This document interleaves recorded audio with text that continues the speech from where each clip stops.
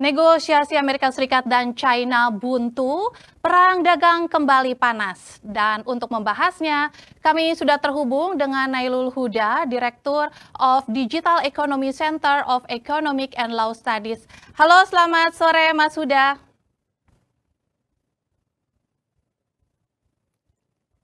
Ya, Mas Huda tampaknya masih di mute.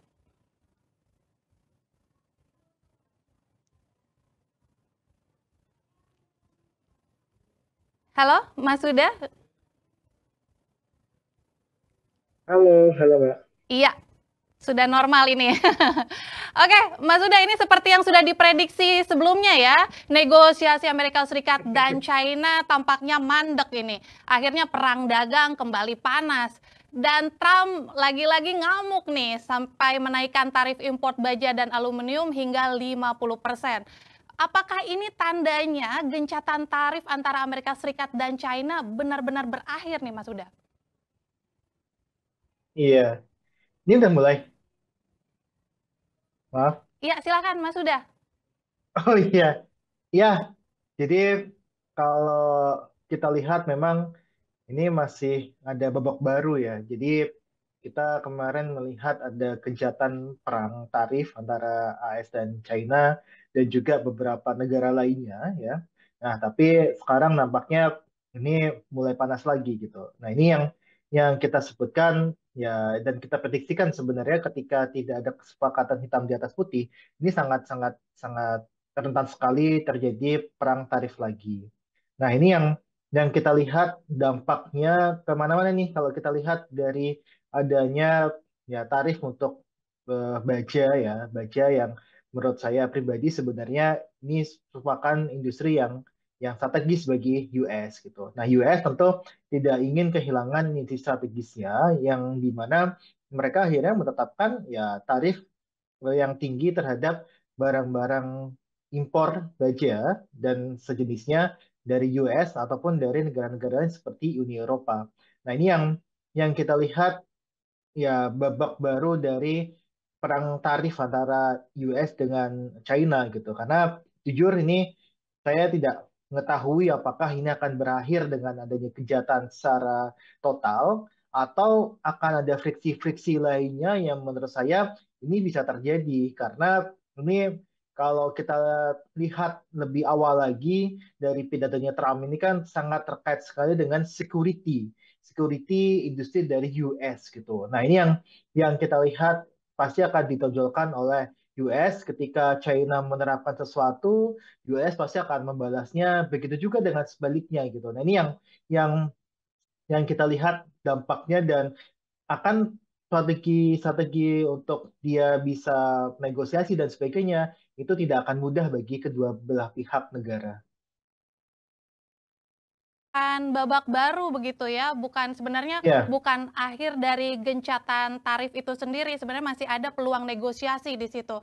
Tapi kalau misalnya hmm, kita melihat secara data begitu kan, China ini kan merupakan produsen dan eksportir baja yang tentunya ini di sini terbesar di dunia, bahkan China tercatat sebagai pemasok aluminium terbesar ketiga begitu bagi Amerika Serikat. Nah, jika misalnya memang ini diberlakukan, karena ini kan akan segera diberlakukan pada awal pekan ini katanya. Ini kan bukannya ya. sama aja menyerang Amerika Serikat sendiri ya, Mas Huda?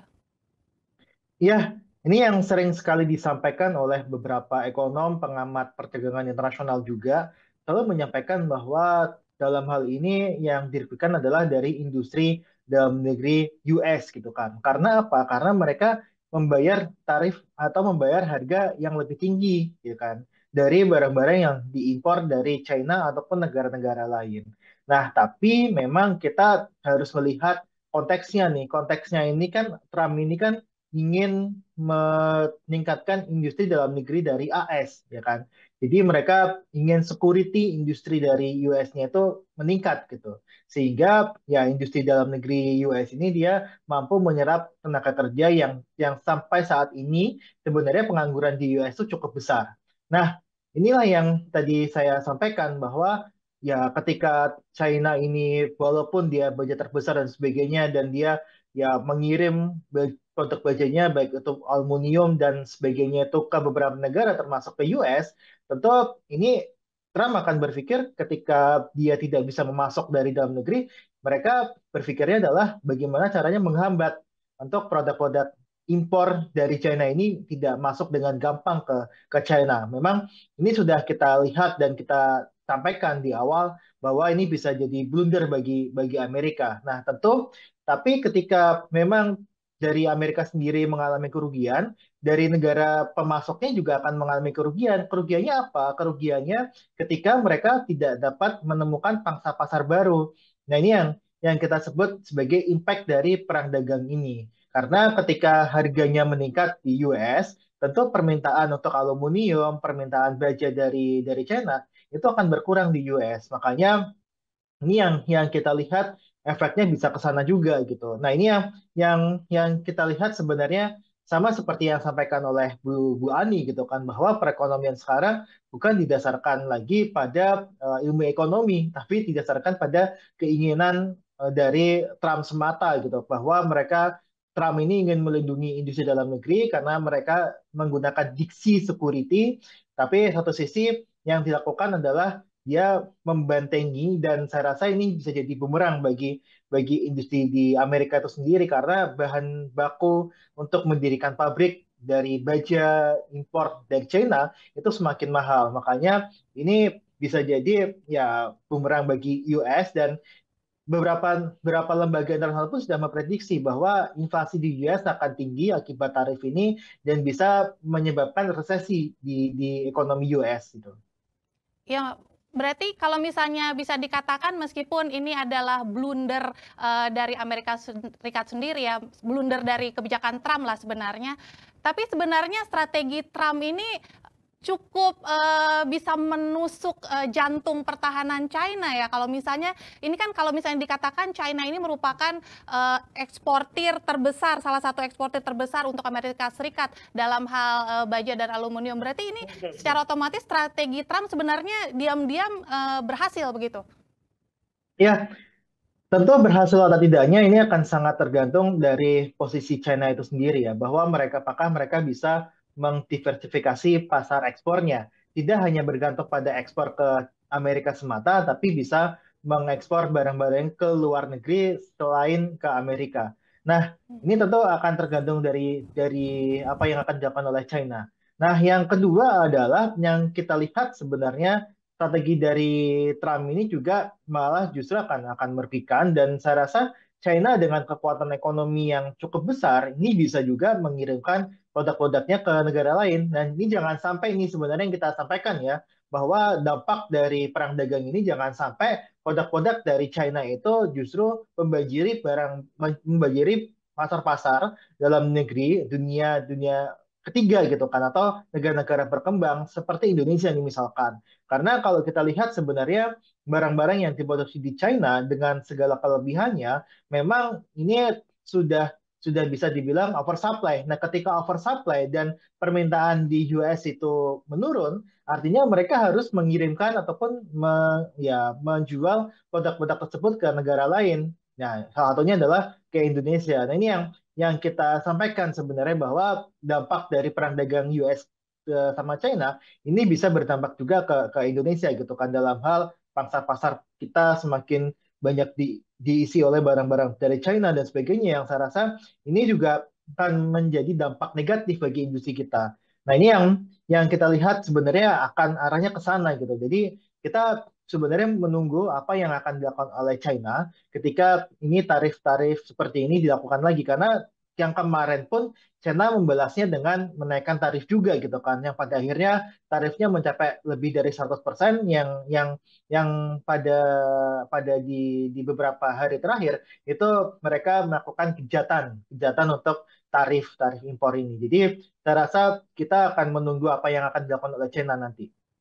Iya, tampaknya juga menjadi salah satu pekerjaan rumah yang harus diantisipasi oleh pemerintah Indonesia begitu ya, terkait bagaimana ke depannya terkait kesepakatan dagang antara Amerika Serikat dan China ini. Mas Huda, ini sudah ada sahabat kabar bursa yang tampaknya antusias juga untuk bisa bergabung bersama kita di live chat kali ini. Ada dari Eni ingin bertanya, perang dagang terus nggak ada kapoknya nih ya Amerika dan China. Apa sih maunya mereka, Pak Uda?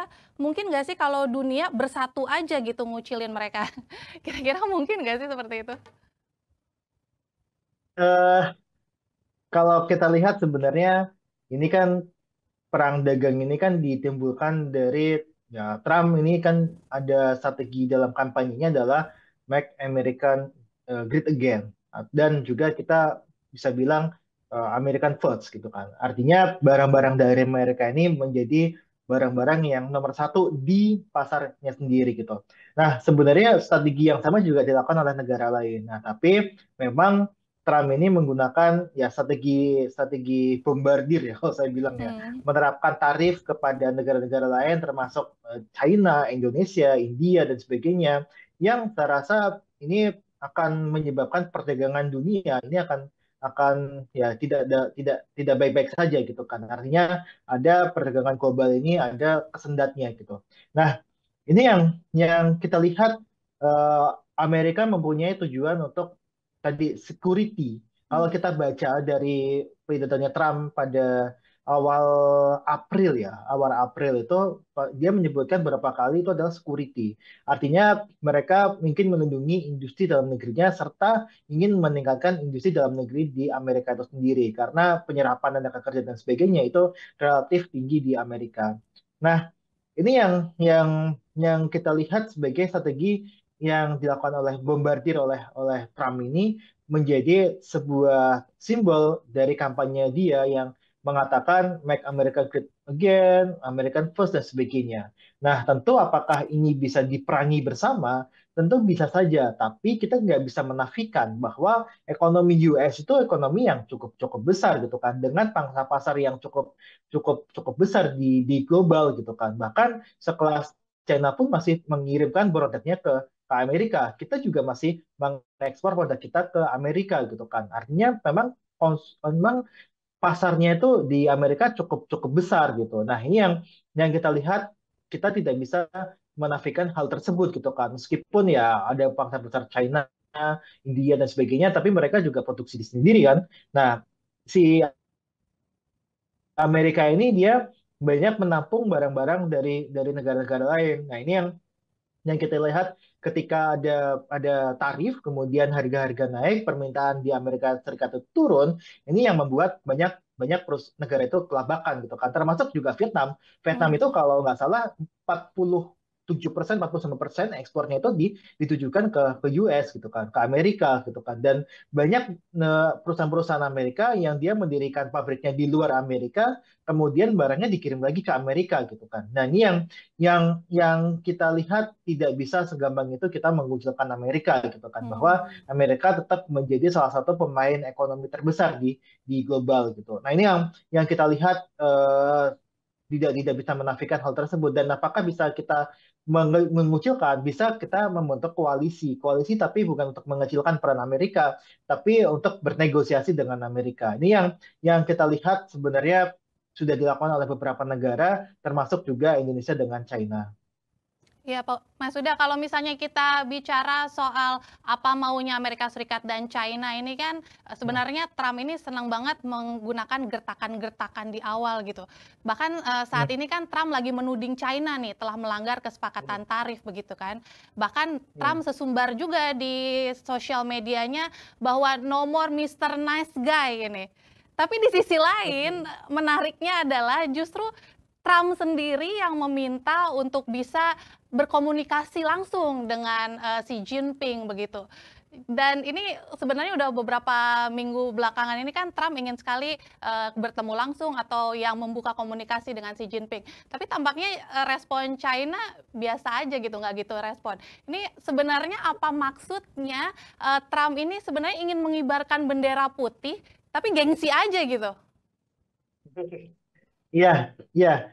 Tentu setiap negara punya tujuan masing-masing dalam hal pengembangan industrinya, Mbak.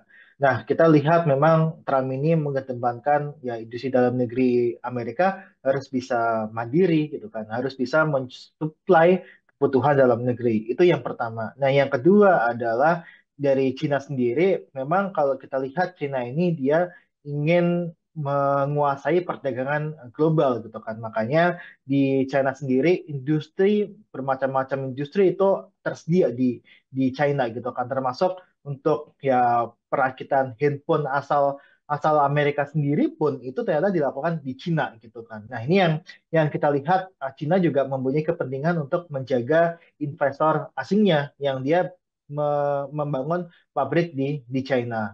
Nah, tentu ini diperlukan ya perundingan dan sebagainya yang saya rasa si Trump Trump pun juga juga juga saya lihat ya ingin berdiskusi dengan Xi Jinping dan Xi Jinping pun dia sebenarnya ya harusnya ya itu harusnya dia juga juga ingin bernegosiasi dengan Amerika gitu kan. Bahkan kalau kita lihat mereka juga sudah ketemu perwakilan dari kedua kedua negara ya itu sudah bertemu dan memang sudah mencapai kesepakatan untuk menunda penerapan tarif dari masing-masing negara. Nah, ini yang saya lihat sebenarnya perundingan-perundingan ini akan terus berjalan dan saya rasa Trump dengan berbagai kebijakannya, berbagai intriknya ini tetap akan menyimpulkan pada satu hal, yaitu Max America Great Again. Dengan cara apa? Dengan cara melindungi industri dari dalam negeri US itu sendiri dan ingin meningkatkan industri di US. Makanya kalau kita lihat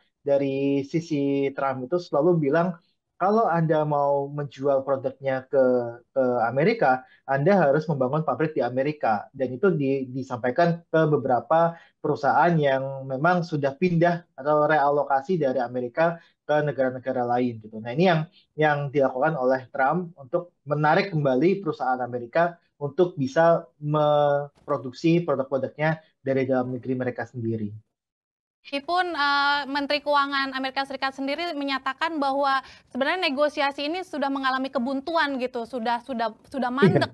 Dan ini kan berarti istilahnya akan ke arah mana begitu? Karena dikatakan justru butuh dua pimpinan tertinggi ini yang saling bertemu untuk bisa meluluhkan lagi gencatan tarif ini.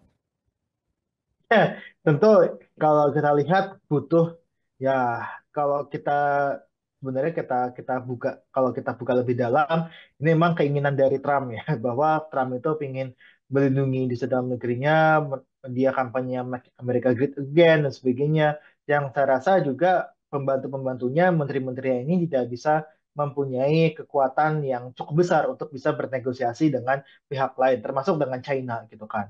Makanya sampaikan ini perlu campur tangan Trump langsung, perlu campur tangan si Jinping langsung gitu kan untuk bisa meredakan ketegangan antara Amerika dengan China dalam hal tarif perdagangan ini. Dan ini yang saya lihat sebenarnya ya memang harus ada pertemuan antara kedua belah pihak ya. Dan saya rasa ini tidak hal yang mudah sebenarnya karena Cina sendiri ternyata juga mempunyai kekuatan yang bisa mengintervensi kebijakan-kebijakan US gitu kan. Misalkan saja kalau Cina itu memegang beberapa juta dolar untuk surat utang Federal Reserve-nya Federal Reserve-nya dari Amerika sendiri gitu kan. Surat utang dari Amerika itu sebenarnya banyak dipegang oleh negara lain, Jepang, China dan sebagainya. Nah, China juga termasuk yang pemegang yang terbesar juga. Dan ini yang kita lihat ada kekuatan-kekuatan yang memang akan dilakukan oleh China kelak ketika proses ini buntu gitu kan.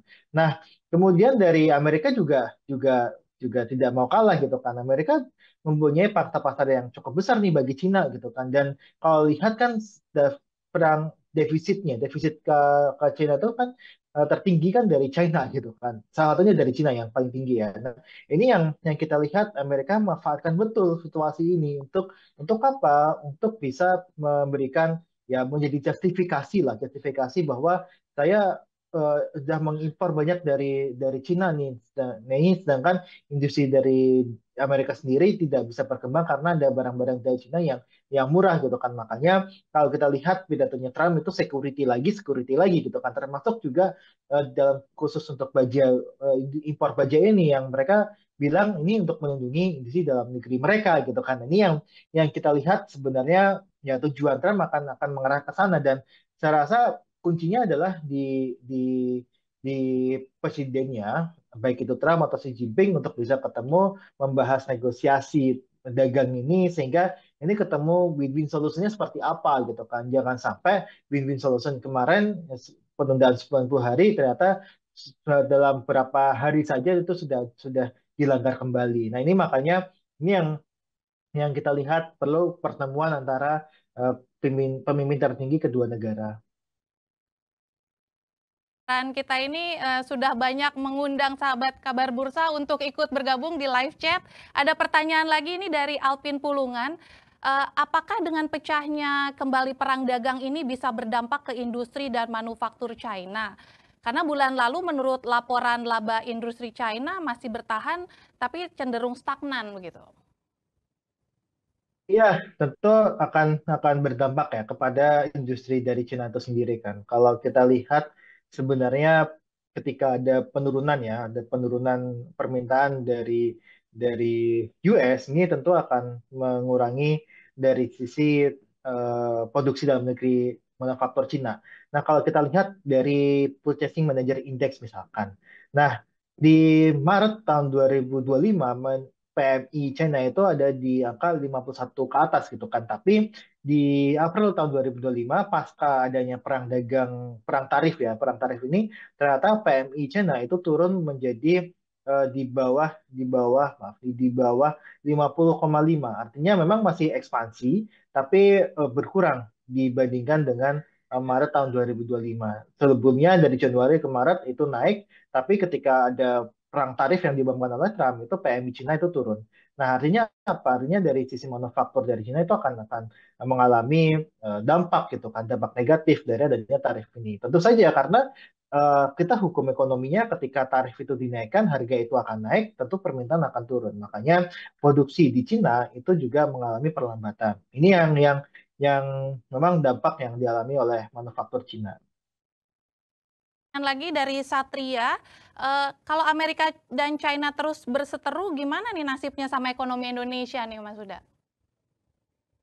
Iya, tentu kita akan mengalami juga permintaan yang berkurang. Dari Hmm. mana? Dari kalau kita lihat ada barang-barang yang digunakan oleh Cina, itu kan yang dikirimkan ke Amerika ya, itu kan menggunakan bahan baku dari Indonesia. Misalkan saja bahan baku untuk ya CPO dan sebagainya yang kita ekspor ke Cina itu kan digunakan untuk barang-barang yang diekspor dari Cina ke Amerika. Nah, ketika permintaan dan produksi barang-barang tersebut turun, otomatis sebenarnya permintaan dan produksi barang-barang itu dari Indonesia itu juga akan turun. Bukan cuma Indonesia sebenarnya, tapi dari negara-negara lain. Makanya ini yang selalu jadi anekdot ketika Amerika dan Cina itu dia mengalami flu, mengalami demam, yang sakit itu bukan cuma Indonesia, bukan cuma AS dan Cina, tapi seluruh negara akan mengalami sakit tersebut gitu kan. Pada pada intinya adalah ketika negosiasi AS dan Cina ini buntu dan ada perang dagang ini terus meningkat eskalasinya terus meningkat, maka yang dirugikan adalah negara-negara lain termasuk Indonesia.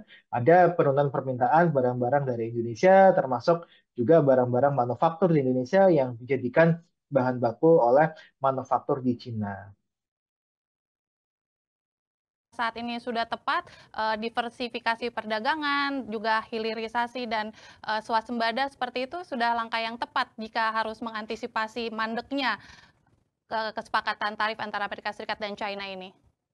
Bagi pemerintah Indonesia ya. Iya. Nah, ya bagi pemerintah Indonesia sebenarnya apa yang dilakukan memang ya diversifikasi ekspor itu perlu ya, bahwa kita tidak boleh tergantung pasarnya terhadap Cina Amerika, tapi Hmm. kita juga harus bisa mencari pangsa pasar lainnya, seperti pangsa pasar di Afrika, Amerika Latin dan sebagainya yang saya rasa itu sangat terbuka, khususnya juga untuk yang Timur Tengah gitu kan, bahwa kita sudah menjalin kerjasama dengan beberapa negara Timur Tengah, itu juga harus dimanfaatkan untuk perdagangan ekspor impor. Termasuk juga kita bisa mengirim barang-barang yang tadinya diekspor ke Amerika, diekspor ke Cina, itu diekspor ke Timur Tengah, ke Afrika, ke Amerika Latin dan sebagainya. Makanya ini yang kita lihat harus ada strategi diversifikasi yang dilakukan oleh pemerintah. Nah, yang kedua adalah kita juga harus bisa bernegosiasi sebenarnya. Kita tidak bisa mengesampingkan ini harus ada diversifikasi terus kita aman gitu. Tapi tidak seperti itu karena diversifikasi pun itu juga harus dilihat seperti permintaannya seperti apa, harganya berapa, karakteristik yang diminta sama sama negara-negara baru itu seperti apa. Ini juga harus disesuaikan dan kapasitas produksinya juga harus disesuaikan. Makanya ini tidak tidak mudah juga untuk melakukan diversifikasi. Nah, ini yang kita lihat masih butuh juga untuk strategi berkomunikasi dengan China ataupun juga berkomunikasi dengan Amerika gitu kan bahwa ini tidak tidak seharusnya dilakukan gitu kan bahwa kebijakan impor tarif ini merugikan Amerika sendiri dan juga negara-negara lainnya. Nah, ini yang sebenarnya bisa dilakukan oleh pemerintah bukan hanya menunggu tapi juga aktif dalam hal eh, negosiasi impor ini ke Amerika. Ya, selain diversifikasi, tentunya posisi pemerintah juga harus punya posisi tawar tinggi begitu ya, Mas Huda. Ya, benar. Hmm. Ya, Mas Huda, ini ada pertanyaan lagi dari anak kampung. Kalau perang dagang berlanjut dan pecah perang beneran nih, perang dunia begitu. Perang dunia Oke, ketiga berarti ya, apa yang akan terjadi? oke, Seberapa oke. besar sih peluang perang dunia ketiga ini? Ya, ya, ya. Hmm. Eh, saya bisa sampaikan sebenarnya tidak ada potensi untuk menuju ke sana yang disebabkan oleh perang tarif ya. Jadi perang Ya. tarif ini tidak akan sampai membuat perang secara fisik atau perang perang senjata gitu kan. Karena ini purely untuk sisi ekonomi, sisi eh, tarif ini tarif yang dari sebuah negara gitu kan. Ini tidak akan mengaruhi dari sisi militer gitu. Karena saya tidak mengarah ke sana gitu kan. Hmm. Kecuali ya memang sudah ada gesekan geopolitik gitu kan antara mungkin China Taiwan, kemudian Taiwan US dan sebagainya itu mungkin bisa terjadi. Tapi saya rasa tidak akan sampai mengarah ke sana. Dan kita juga sudah ada contohnya ketika perang tarif pertama di tahun pertama ketika periode pertama Trump gitu kan. Itu juga sudah terjadi perang tarif dan tidak sampai juga menimbulkan perang secara fisik gitu kan atau perang secara militer gitu. Jadi saya rasa tidak akan menuju ke sana ya. Ya, tapi Mas Huda ini yang menarik adalah justru di tengah tekanan perang dagang yang kembali memanas ini kan sebenarnya ada Hmm. pernyataan dari Menteri Pertahanan Amerika Serikat Pete Hegseth ini yang justru mewanti-wanti Asia untuk bersiap-siap karena tampaknya China akan menggunakan kekuatan militernya, terutama di Laut Cina Selatan ya yang saat ini sedang bersengketa begitu. Nah, Ya, bahkan tampaknya posisi militer Amerika Serikat juga sudah ditempatkan begitu di ya. kawasan tersebut. Apakah ini juga merupakan suatu bentuk bahwa nantinya perang dagang akan berlanjut ke ranah militer Ya. begitu? Kalau misalnya memang seperti itu, Indonesia mesti waspada nggak sih? Ya, itu memang sudah topik lain ya ketika kita menyangkut ke Laut Cina Selatan gitu kan.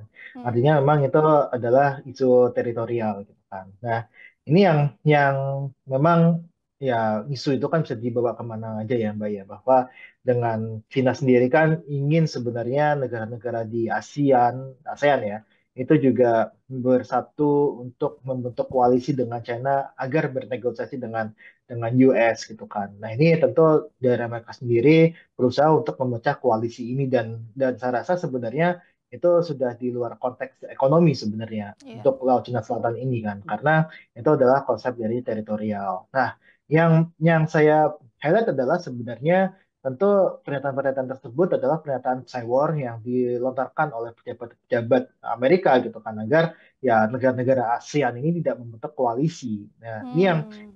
yang saya sebut bisa nggak sih Indonesia tadi mengucilkan ya oleh beberapa negara mengucilkan Amerika gitu kan. Nah, Iya. tentu saja bisa, tapi bisa bisa berkoalisi, tapi tidak bisa mengucilkan kan.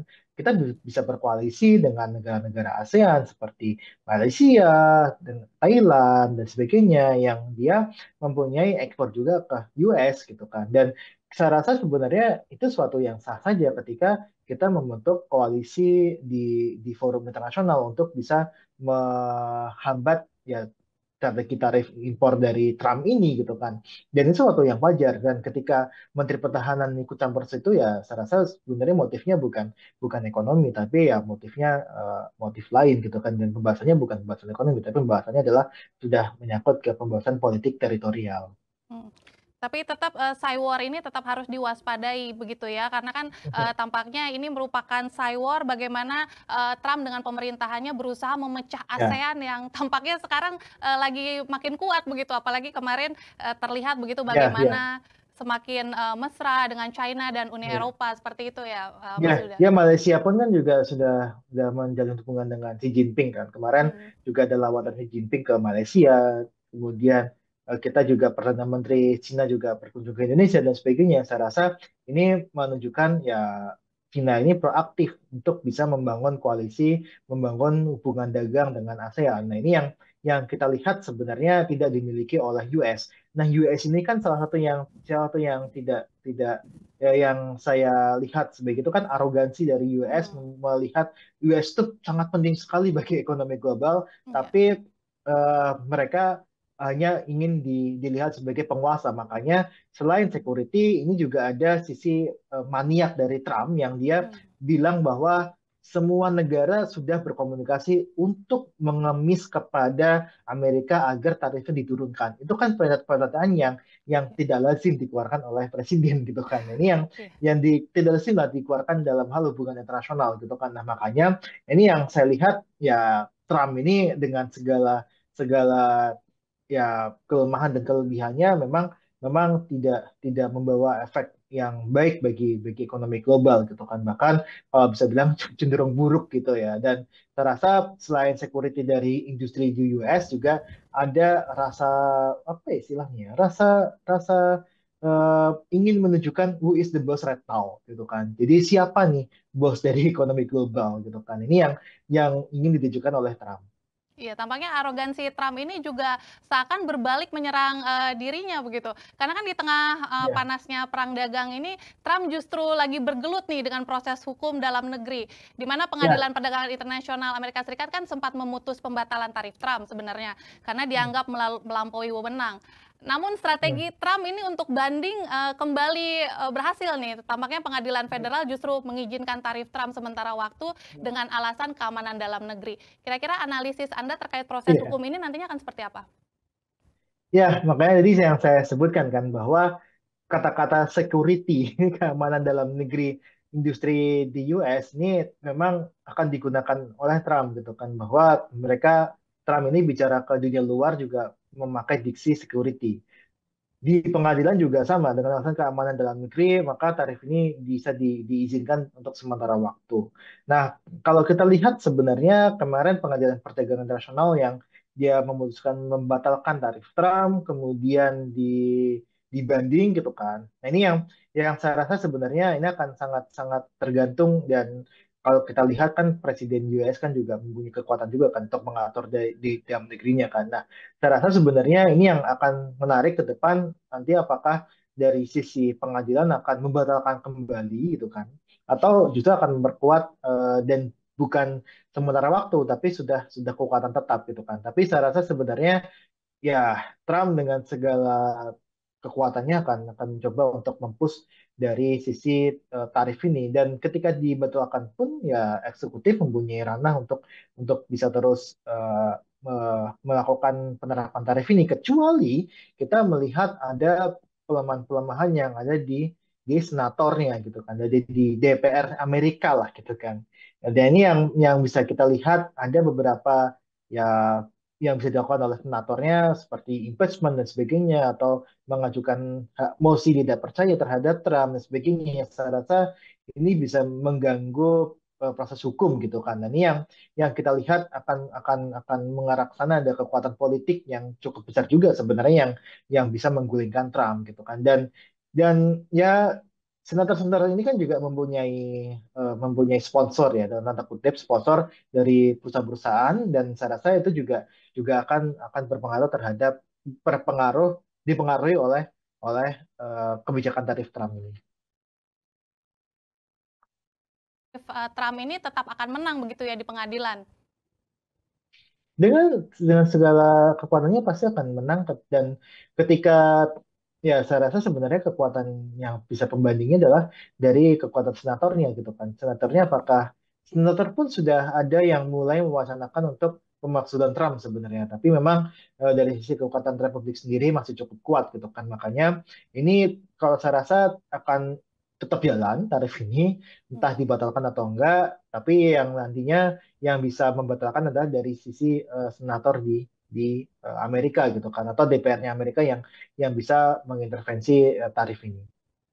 Baik, Mas Huda, terakhir sekalian menjawab pertanyaan dari sahabat kabar Bursa Barbara Cuan ini, apa yang harus dilakukan pemerintah terhadap perang dagang Amerika-China jika tidak kunjung reda ini? Pemerintah Indonesia ya, Hmm. pemerintah mana ya? Pemerintah Indonesia ya. Nah, Ya, pemerintah pemerintah Indonesia Indonesia kira-kira harus bagaimana nih? ya, yang pertama adalah menguatkan industri dalam negeri. Jadi industri dalam negeri kita tidak boleh melemah ketika ada tarif perang dagang ini. Nah, penguatan ini bisa dari sisi birokrasi, bisa dari pasar dalam negerinya. Jadi ketika tidak bisa ekspor ke Amerika ataupun ekspornya berkurang ke Amerika, tapi penyerapan dari dalam negeri itu semakin baik. Nah, yang kedua adalah melakukan diversifikasi tadi. Walaupun diversifikasi itu cukup rumit juga, Ya. ada karakteristik permintaan, harga dan sebagainya, tapi saya rasa itu masih bisa dilakukan oleh pemerintah dengan cara apa? Dengan cara memanfaatkan betul kedubes-kedubes yang ada di negara-negara lain, termasuk juga negara-negara dari Timur Tengah, Amerika Selatan, dan Afrika.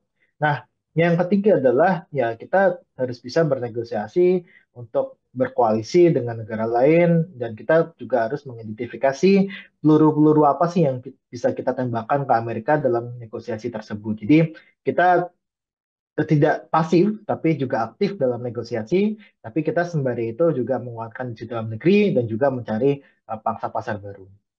Baik, terima kasih Mas Huda untuk analisisnya di Kabar Bursa hari ini. Sehat dan Sama-sama. sukses selalu.